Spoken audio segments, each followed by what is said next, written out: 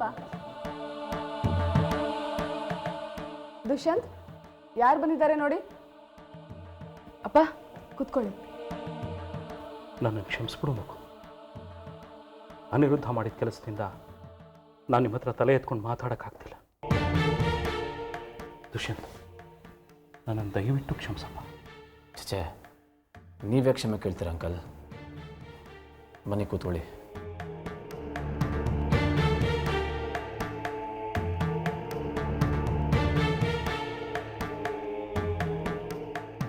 ಅನಿರುದ್ಧ ಈ ಥರ ಕೆಲಸ ಮಾಡ್ತಾನೆ ಅಂತ ನಾನು ಅಂದ್ಕೊಂಡೇ ಇರಲಿಲ್ಲ. ಎಷ್ಟೊಂದು ನೀಚತನ ಕೇಳಿದು ಬಿಟ್ಟ. ಏನ ನಮ್ಮ ಟೈಮ್ ಸರಿ ಇಲ್ಲ ಅಂತ ಕಾಣುತ್ತೆ. ಏನಂದರೆ ಸ್ವಂತ ತಂಗಿ ಅಂತಲೂ ನೋಡಿದೆ ಹೀಗೆಲ್ಲ ಮಾಡಿಸಿದ್ನಲ್ಲ ಅಂತ. ನಾನು ಅವ್ನಿಗೆ ಯಾರೂ ಅಲ್ಲ. ಈಗ ಸಂಬಂಧ ಅದನ್ನು ಒಪ್ಕೊಳ್ಳೇಬೇಕು ಅಂತಲೂ ಏನಿಲ್ಲ. ಆದರೆ ಚೈತ್ರ ಅವನ ತಂಗಿ. ಅವನ ಕೆಟ್ಟ ಬುದ್ಧಿಗೆ ಸಂಬಂಧಗಳು ಕಾಣಿಸ್ತಾ ಇಲ್ಲ ದುಷ್ಯಂತ್. ನೀನೇ ನೋಡ್ತಾ ಇದೆಯಲ್ಲ ತೇಜಸ್ವಿನೇ ಹೇಗೆ ಗೊಳೋಯ್ಕೋತಾ ಇದ್ದಾನೆ ಅಂತ. ಅದು ಯಾವಾಗ ಬುದ್ಧಿ ಬರುತ್ತೋ ಅವನಿಗೆ, ದೇವ್ರು ಯಾವಾಗ ಬುದ್ಧಿ ಕೊಡ್ತಾನೋ. ಹಾಂ, ನಾನೀಗ ಯಾಕೆ ಬಂದೆ ಅಂದರೆ, ನಾನು ಫೈನಾನ್ಷಿಯರ್ ಹತ್ರ ಹೋಗಿದ್ದೆ. ನಿಮ್ದು ಎಷ್ಟು ಅಮೌಂಟ್ ಇದೆಯೋ ಅಷ್ಟು ನಾನೇ ಕೊಟ್ಬಿಡೋಣ ಅಂತ ಹೋದೆ. ಆದರೆ ಅವನು ನಿಮ್ಮನ್ನು ಕರ್ಕೊಂಬರಕ್ಕೆ ಹೇಳಿದ್ದಾನೆ. ನಡೀರಿ ಹೋಗೋಣ. ಅಲ್ಲ ಅಂಕಲ್, ನೀವೇ ಅವನ ಹತ್ರ ಹೋದ್ರಿ? ದುಷ್ಯಂತ್, ನಿಮ್ಮ ಕಷ್ಟ ನನ್ನ ಕೈಲಿ ನೋಡೋಕ್ಕಾಗ್ತಿಲ್ಲ. ಅನಿರುದ್ಧ ಬೇರೆ ಶನಿ ಥರ ನಿಮ್ಮ ಬೆನ್ನ ಹಿಂದೆ ಬಿದ್ದಿದ್ದಾನೆ. ಇನ್ನು ಆ ಫೈನಾನ್ಷಿಯರ್ ಜೊತೆ ಸೇರ್ಕೊಂಡು ಇನ್ನೇನು ನಾಟಕ ಆಡ್ತಾನೋ ಗೊತ್ತಿಲ್ಲ. ಅದಕ್ಕೆ ಆದಷ್ಟು ಬೇಗ ಸಾಲ ತೀರಿಸ್ಬೇಡ. ಇನ್ನೊಂದು ಗಂಟೆಯಲ್ಲಿ ನಿಮ್ಮನ್ನು ಅಲ್ಲಿ ಕರ್ಕೊಂಬರ್ತೀನಿ ಅಂತ ಹೇಳಿದ್ದೀನಿ. ಹೋಗೋಣ, ನಡೀರಿ. ಇಲ್ಲ ಅಂಕಲ್, ನನ್ನ ಸಾಲನ ನಾನೇ ತೀರಿಸ್ತೀನಿ. ಅಲ್ಲ ಮಗು, ನಾನು ಸಾಲ ಅಂತಲೇ ಕೊಡ್ತಾ ಇರೋದು. ನನ್ನ ಹತ್ರ ತಗೋ. ನಿನ್ಗೆ ಯಾವಾಗ ಆಗುತ್ತೋ ಅವಾಗ ವಾಪಸ್ ಕೊಡು. ಇಲ್ಲ ಅಂಕಲ್, ನಮಗೆ ನಿಮ್ಮ ಸಹಾಯ ಬೇಡ. ಅಲ್ಲ ದುಷ್ಯಂತ್, ಇಂಥ ಸಮಯದಲ್ಲೂ ಸ್ವಾಭಿಮಾನನ ಚೈತ್ರ ನೀನಾದರೂ ಹೇಳಬಾರ್ದ? ನನಗೆ ನಿಮ್ಮ ಬಗ್ಗೆ ಯೋಚನೆ ಮಾಡಿ ತುಂಬ ಆತಂಕ ಆಗೋಗಿದೆ ದುಷ್ಯಂತ್.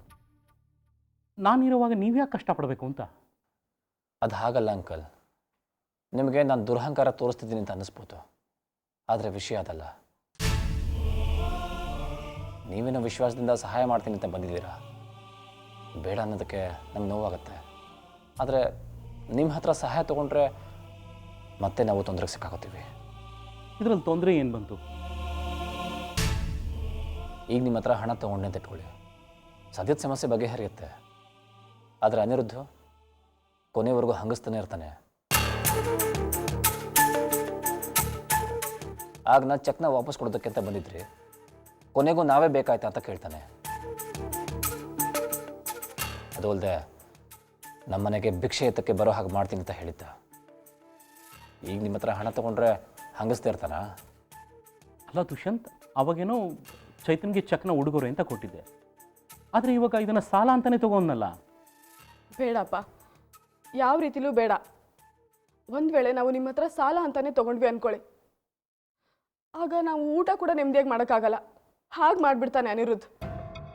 ನಮ್ಮ ಪಾಡಿಗೆ ನಾವು ಸುಮ್ಮನೆ ಇದ್ರೇ ಇಷ್ಟೆಲ್ಲ ತೊಂದರೆ ಕೊಡ್ತಿರೋನು, ನಾಳೆ ನಿಮ್ಮ ಹತ್ರ ಸಾಲ ತೊಗೊಂಡ್ರೆ ಸುಮ್ಮನೆ ಬಿಟ್ಬಿಡ್ತಾನ. ಆಗ ದುಷ್ಯಂತ್ ಮರ್ಯಾದೆ ಕೂಡ ಉಳಿಯಲ್ಲ. ಅದಕ್ಕೆಪ್ಪ, ನಮ್ಮ ಕಷ್ಟ ನಮಗೆ ಇರಲಿ, ನಿಮ್ಮ ಸಹಾಯ ನಮಗೆ ಬೇಡ.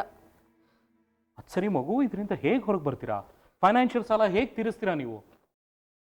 ಹೇಗೋ ತೀರಿಸ್ತೀನಿ. ಬೇರೆ ಎಲ್ಲಾದರೂ ಹಣ ಅರೇಂಜ್ ಆಗುತ್ತಾ ಅಂತ ನೋಡ್ತಾ ಇದ್ದೀನಿ. ಹೊಸ ಪ್ರಾಜೆಕ್ಟ್ಸ್ನೆಲ್ಲ ಹುಡುಕ್ತಾ ಇದ್ದೀನಿ. ಹಳೆ ಕಂಪ್ನಿಗಳ ಹತ್ರ ಉಳಿದಿರೋ ಬ್ಯಾಲೆನ್ಸ್ನ ವಸೂಲಿ ಮಾಡಬೇಕು. ಅಲ್ಲಿ ತನಕ ಫೈನಾನ್ಷಿಯಲ್ ಸುಮ್ಮನೆ ಇರ್ತಾನಾ? ಇನ್ನೇನು ಮಾಡ್ತಾನೆ? ಇನ್ನೇನು ಉಳಿದಿದೆ ನಮ್ಮ ಹತ್ರ? ಇರೋದು ಇದೊಂದು ಮನೆ, ಇದನ್ನು ಆಕ್ಯುಪೈ ಮಾಡ್ಕೋಬೇಕು ಅಷ್ಟೇ.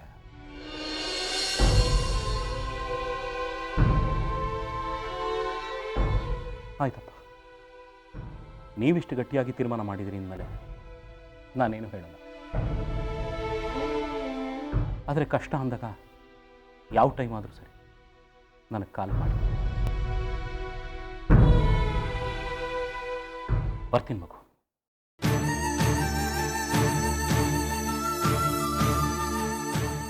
ಬರ್ತೀನಿ ದುಷ್ಯಂತ್.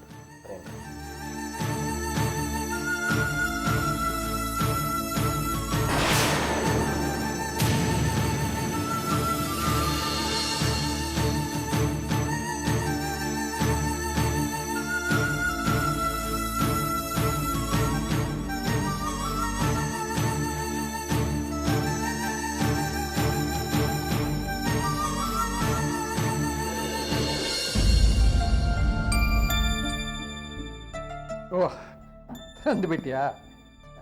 ಸಾರಿ ಅಮ್ಮ, ನೀನು ಕೆಲಸದಿಂದ ಬರುತ್ತಿದ್ದ ಹಾಗೆ ನನಗೆ ಕಾಫಿ ಕೊಡೋ ಕೆಲಸ ಬೇರೆ ನಿಮಗೆ. ಮೇಷ್ಟ್ರೆ, ಇದಕ್ಕೆಲ್ಲ ಸಾರಿ ಯಾಕೆ? ನಿಮಗೆ ಜ್ಞಾಪಕ ಇಲ್ವಾ?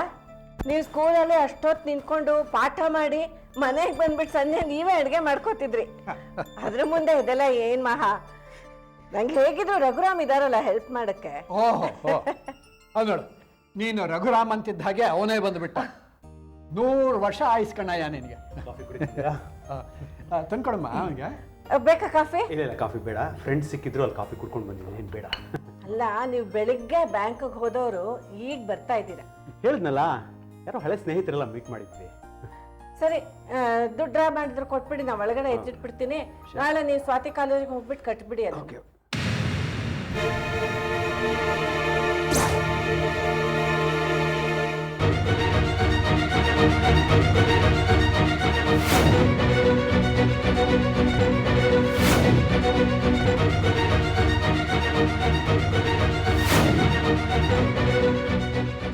ಬ್ಯಾಂಕ್ ಹೋಗಿದ್ದೆ, ದುಡ್ಡು ಡ್ರಾ ಮಾಡಿದೆ.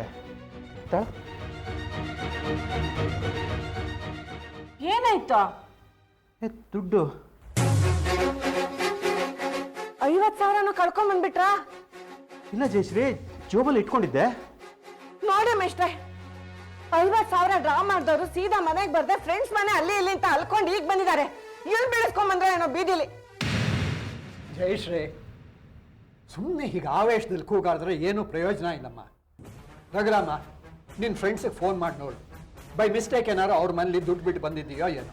ಅಯ್ಯೋ ಮೇಷ್ಟ್ರೆ, ಅಷ್ಟು ಈಸಿಯಾಗಿ ಸಿಗೋ ಹಾಗಿದ್ದಿದ್ರೆ ನಾನು ಯಾಕೆ ಹೀಗೆ ಹೊಡ್ಕೋತಾ ಇದ್ದೆ? ಅವ್ರ ಫ್ರೆಂಡ್ಸ್ ಮನೇಲಿ ಬಿಟ್ಟು ಬಂದಿದ್ರೆ ಅವ್ರು ಇಷ್ಟು ಬೇಡ ಫೋನ್ ಮಾಡಿ ಹೇಳ್ತಾ ಇರ್ಲಿಲ್ವಾ? ಇಲ್ಲ, ದಾರಿಲಿ ಯಾರೋ ಪಿಕ್ ಪಾಕೆಟ್ ಮಾಡಿದ್ದಾರೆ. ಇವ್ರಿಗಂತೂ ಪ್ರಪಂಚನ ಮರ್ತೋಗುತ್ತೆ ಫ್ರೆಂಡ್ಸ್ ಜೊತೆ ಹರಟ ಹೊಡಿತಿದ್ರೆ. ಅದಕ್ಕೆ ಅವ್ರಿಗೆ ಗೊತ್ತಾಗಿಲ್ಲ. ಜಯಶ್ರೀ, ಒಂದು ನಿಮಿಷ ಇರು, ನನ್ನ ಫ್ರೆಂಡ್ಸಿಗೆ ಫೋನ್ ಮಾಡಿ ನೋಡ್ತೀನಿ. ಹೇಗಿರ್ಲಿ, ನಾಳೆನೇ ಲಾಸ್ಟ್ ಡೇಟ್ ಅಂತೆ ಫೀಸ್ ಕಟ್ಟೋದಿಕ್ಕೆ. ನನ್ನ ಹತ್ರನೂ ಇಲ್ಲ 50,000 ರೂಪಾಯಿ. ಇವಾಗ ಫೀಸ್ ಕಟ್ಟೋದ್ರೆ ಕಾಲೇಜ್ನವ್ರು ಸುಮ್ಮನೆ ಇರ್ತಾರ? Excuse me sir. ಅಯ್ಯೋ ಸೇಲ್ಸಾ, ನಾವೇನು ತಗೊಳ್ಳಲ್ಲ, ಹೋಗಮ್ಮ. ಮೈತ್ರಿ, ಜಯಶ್ರೀ ಅವ್ರ ಮೈತ್ರಿ ಅಂತ. ನನಗೆ ಬ್ಯಾಂಕ್ ಹೋಗಿದ್ನಲ್ಲ, ಬ್ರಾಂಚ್ ಮ್ಯಾನೇಜರು, ಸೇಲ್ಸ್ ಗರ್ಲ್ ಅಲ್ಲ. ನಿಮಿಷ ಇರು.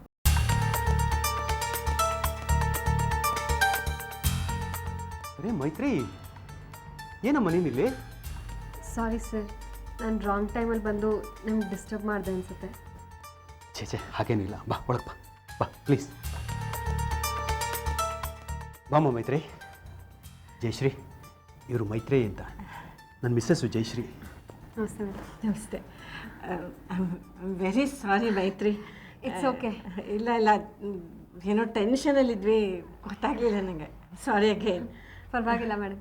ಸರ್, ನೀವು ಬೆಳಗ್ಗೆ ನಮ್ಮ ಬ್ಯಾಂಕಿಗೆ ಬಂದಿದ್ರಲ್ಲ, ನೀವು ಡ್ರಾ ಮಾಡಿದ ದುಡ್ಡನ್ನು ಅಲ್ಲೇ ಬಿಟ್ಟು ಹೊಟ್ಟೋಗಿದ್ರಿ. ಅದನ್ನು ಕೊಡೋಣ ಅಂತ ಬಂದೆ. ನಂಗೆ ನಿಜವಾಗ್ಲೂ ಗಮನಕ್ಕೆ ಬರಲ್ಲ, ಟೇಬಲ್ ಮೇಲೆ ಬಿಟ್ಬಿಟ್ಟಿದ್ನಾ? ಥ್ಯಾಂಕ್ ಯು ಸೋ ಮಚ್ ಮೈತ್ರಿ. ಸರ್, ನಿಮಗೆ ಫೋನ್ ಬಂತಲ್ಲ, ಆಗ ಕ್ಯಾಶ್ನ ತೆಗೆದು ನನ್ನ ಟೇಬಲ್ ಮೇಲೆ ಇಟ್ರಿ. ಮೋಸ್ಟ್ಲಿ ಮಾತಿನ ಬರ್ದಲ್ಲಿ ಹಾಗೆ ಬಿಟ್ಟು ಹೊಟ್ಟೋದ್ರಿ ಅನ್ಸುತ್ತೆ. ಆ್ಯಕ್ಚುಲಿ ನಾನು ನಿಮ್ಮ ಫೋನ್ಗೂ ಟ್ರೈ ಮಾಡಿದೆ, ಬಟ್ ನಾಟ್ ರೀಚಬಲ್ ಬಂತು.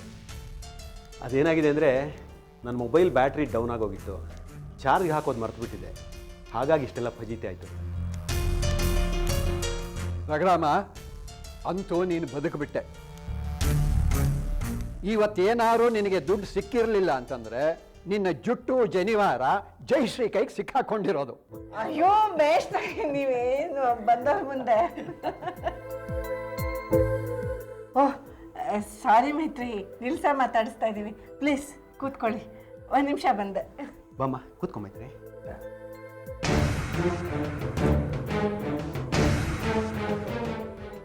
ಮೈತ್ರಿ, ಇವರು ಶ್ರೀಪತಿ ಮೇಷ್ಟ್ರು ಅಂತ, ನಮ್ಗೆ ತುಂಬ ಬೇಕಾದವರು, ನಮ್ಮ ಹಿರಿಯರು, ಮಾರ್ಗದರ್ಶಕರು ಎಲ್ಲ ಇವರೇ ನಮಗೆ.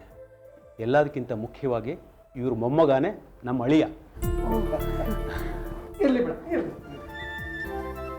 ನಿನಗೆ ಮದುವೆ ಆಗಿದೆಯಾ ಮಗು? ಇಲ್ಲ. ಹಾಗಾದ್ರೆ ಶೀಘ್ರಮೇವ ಕಲ್ಯಾಣ ಪ್ರಾಪ್ತಿರಸ್ತು. ನಮ್ಮ ಶ್ರೀಪತಿ ಮಿಶ್ರ ಹೇಳ್ಬಿಟ್ರು ಅಂದಮೇಲೆ ಆಗೋಯ್ತು. ಖಂಡಿತ ನಡೆಯುತ್ತೆ. ಏನಂತ ನಡೆಯೋದು?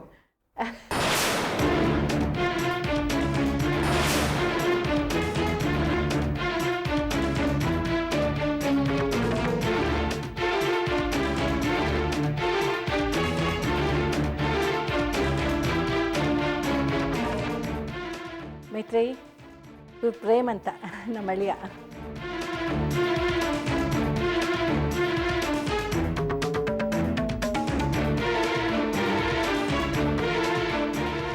ಪ್ರೇಮ್, ಇವ್ರು ಮೈತ್ರೇಯಿ ಅಂತ. ನಾನು ಸರ್ವಿಸಲ್ಲಿದ್ದಾಗ ಇವ್ರು ಅಕೌಂಟೆಂಟ್ ಆಗಿದ್ದರು. ಈಗ ಇವರು ಅದೇ ಬ್ರಾಂಚಿಗೆ ಮ್ಯಾನೇಜರ್ ಆಗಿದ್ದಾರೆ. ಗೊತ್ತು ಅಂಕಲ್. ಹೇಗೆ ಗೊತ್ತು? ಗೊತ್ತು ಅಂದರೆ ಬ್ಯಾಂಕಿಗೆ ಹೋದಾಗ ಒಂದೆರಡು ಸಲ ಮೀಟ್ ಮಾಡಿದ್ದೀನಿ. ಕೂತ್ಕೋ ಪ್ರೇಮ್.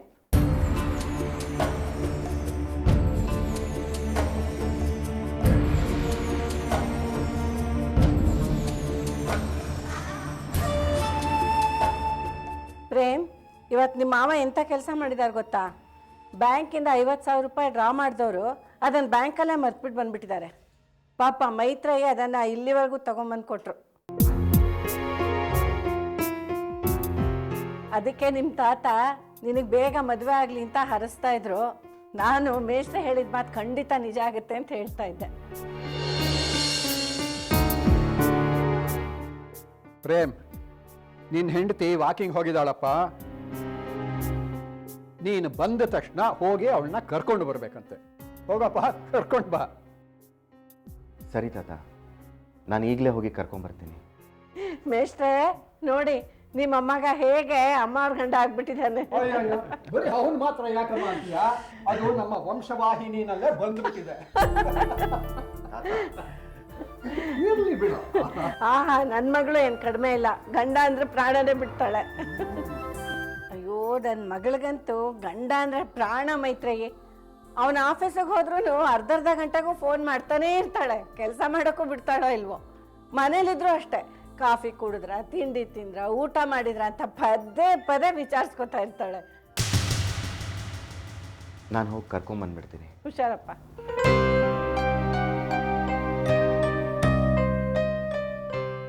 ನಾನು ಇನ್ನು ಹೊರಡ್ತೀನಿ. ಮೈತ್ರಿ, ತುಂಬ ಥ್ಯಾಂಕ್ಸ್ ಅಮ್ಮ ದುಡ್ಡು ತಂದು ಕೊಟ್ಟಿದ್ದಕ್ಕೆ. It's okay sir. ಮೈತ್ರೇಯಿ, ಈಗ ಬಂದಿರೋದನ್ನು ನಾನು ಲೆಕ್ಕಕ್ಕೆ ಇಟ್ಕೊಳ್ಳೋದಿಲ್ಲ. ಇನ್ನೊಂದು ದಿನ ನಿಧಾನವಾಗಿ ನಮ್ಮನೇಲೇ ಬಂದು ಊಟ ಮಾಡ್ಕೊಂಡು ಹೋಗ್ಬೇಕು, ಆಯ್ತಾ? ಸರಿ ಅಮ್ಮ, ಬರ್ತೀನಿ ಸರ್. ಬರ್ತೀನಿ ಅಂಕ.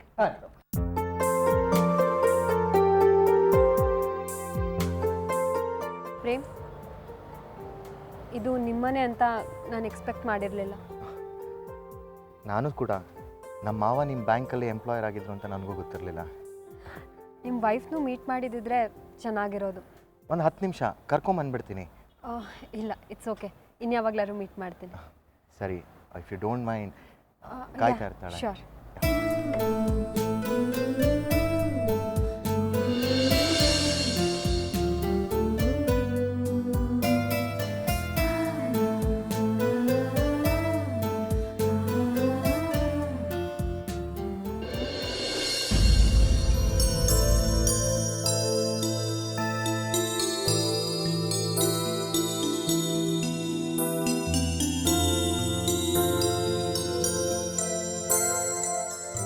ಎಲ್ಲಿಗೋ ಹೊರಟಿರೋ ಹಾಗಿದೆ. ಹಾಂ ಚೈತ್ರ, ಯಾವುದೋ ಒಂದು ಮೀಟಿಂಗ್ ಇದೆ ಹಳೆ ಕ್ಲೈಂಟ್ ಜೊತೆ. ಹಿಂದೆ ಒಂದು ಸಲ ಅವ್ರಿಗೆ ಇವೆಂಟ್ ಮಾಡಿಕೊಟ್ಟಿದ್ದೆ, ತುಂಬ ಖುಷಿಯಾಗೋಗಿದ್ರು. ಮೋಸ್ಟ್ಲಿ ಈ ಸಲ ನನಗೆ ಸಿಗ್ಬೋದು. ಈ ಪ್ರಾಜೆಕ್ಟ್ ಏನೋ ಸಿಕ್ಕಿದ್ರೆ ಫಸ್ಟ್ ಅಡ್ವಾನ್ಸ್ ಇಸ್ಕೊಳ್ತೀನಿ. ಫಸ್ಟ್ ಕಂತಿನ ಸಾಲನ ತೀರಿಸ್ಬಿಡ್ಬೋದು. ಹೌದಾ? ಈ ಪ್ರಾಜೆಕ್ಟ್ ಸಿಕ್ಕರೆ ಸಾಕು. ಸಿಕ್ಕೇ ಸಿಗುತ್ತೆ. ಸರಿ, ನಾ ಹೊರಡ್ಲಾ? All the best. Thank you.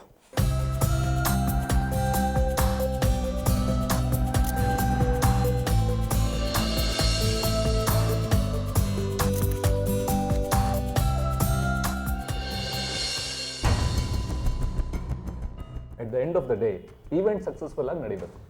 Definitely sir, ಅದ್ರ ಬಗ್ಗೆ ಡೌಟೇ ಬೇಡ. ಈ ಇವೆಂಟ್ ಆದಮೇಲೆ ನೆಕ್ಸ್ಟ್ ಪ್ರಾಜೆಕ್ಟು ನೀವು ನನಗೆ ಕೊಡ್ತೀರಾ?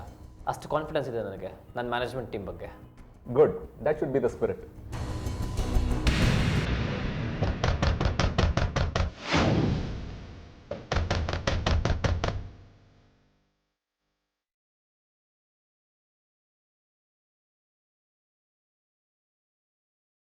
ನಮಸ್ಕಾರ ಮೇಡಮ್, ಚೆನ್ನಾಗಿದ್ದೀರಾ? ಎಲ್ಲಿ ಮೇಡಮ್ ದುಷ್ಯಂತ್ ಅವ್ರು ಕಾಣ್ತಾನೆ ಇಲ್ಲ. ಯಾರು ನೀವು? ನಾವು ಮೇಡಮ್ ಫೈನಾನ್ಸಿಯರ್ ಕಡೆಯವರು.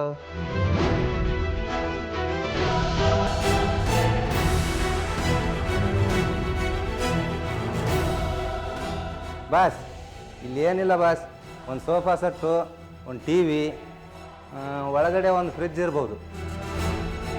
ಯಾರು ನೀವು? ಏನು ಬೇಕು ನಿಮಗೆ? ಹೇಳಿದ್ನಲ್ಲ ಮೇಡಮ್, ಫೈನಾನ್ಸಿಯರ್ ಕಡೆಯವರು ಅಂತ. ಮೇಡಮ್, ನಿಮ್ಮ ಮನೇಲಿ ಇನ್ನೇನೇನಿದೆ? ಎಲೆಕ್ಟ್ರಾನಿಕ್ಸ್ ಐಟಮ್ಸದ್ದು ಒಂದು ಸ್ವಲ್ಪ ಲಿಸ್ಟ್ ಮಾಡಿಕೊಡ್ತೀರಾ?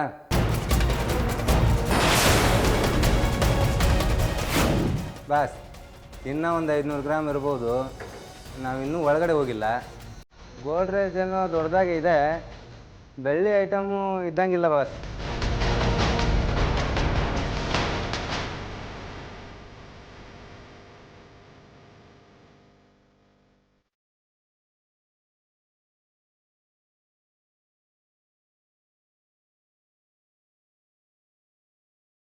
ಓಕೆ, ಹಾಗಿದ್ರೆ ಅದಕ್ಕೆ ಬೇಕಾದಂಥ ಪ್ರಾಜೆಕ್ಟ್ ಡೀಟೇಲ್ಸ್ ನಾನು ನಿಮ್ಗೆ ಮೇಲ್ ಮಾಡ್ತೀನಿ. ಹಾಗೆ ನೀವು ಕೂಡ ಅದಕ್ಕೆ ಬೇಕಾದಂಥ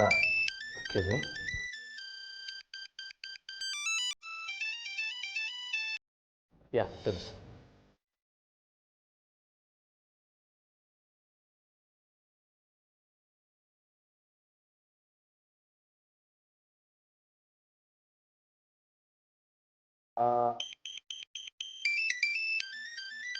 ಸಾರಿ.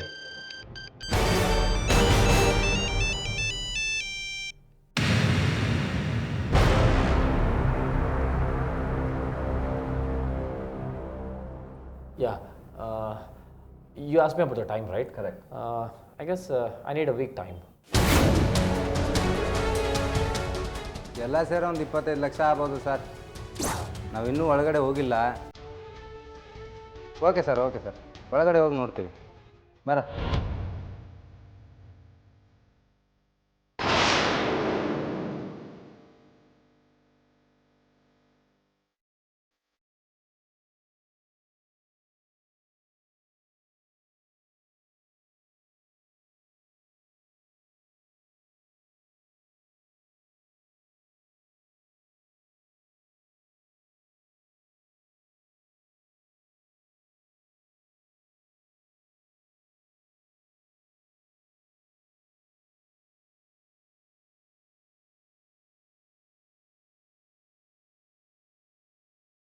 ಮೇಡಮ್, ನೀವೇನು ಹೆದರ್ಕೋಬೇಡಿ, ನಾವು ನಿಮ್ಗೇನು ಮಾಡಲ್ಲ. ಇಲ್ಲಿರೋ ಸಾಮಾನುಗಳನ್ನ ಎತ್ತಾಕೊಂಡು ಹೋಗ್ತೀವಿ ಅಷ್ಟೇ. ಸಂಜೆ ಗಾಡಿ ಬರುತ್ತೆ ಮೇಡಮ್. ನಮಸ್ಕಾರ ಮೇಡಮ್, ಬರ್ತೇನೆ madam.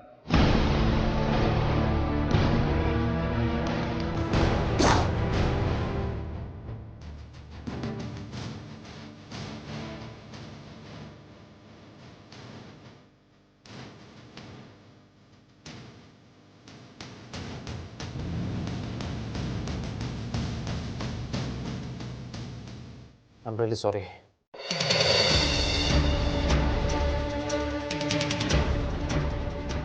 Mr. Dushyant, I feel you are not concentrating here.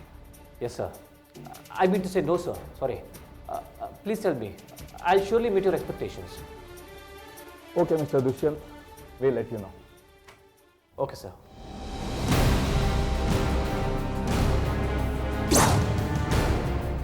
Fine, sir.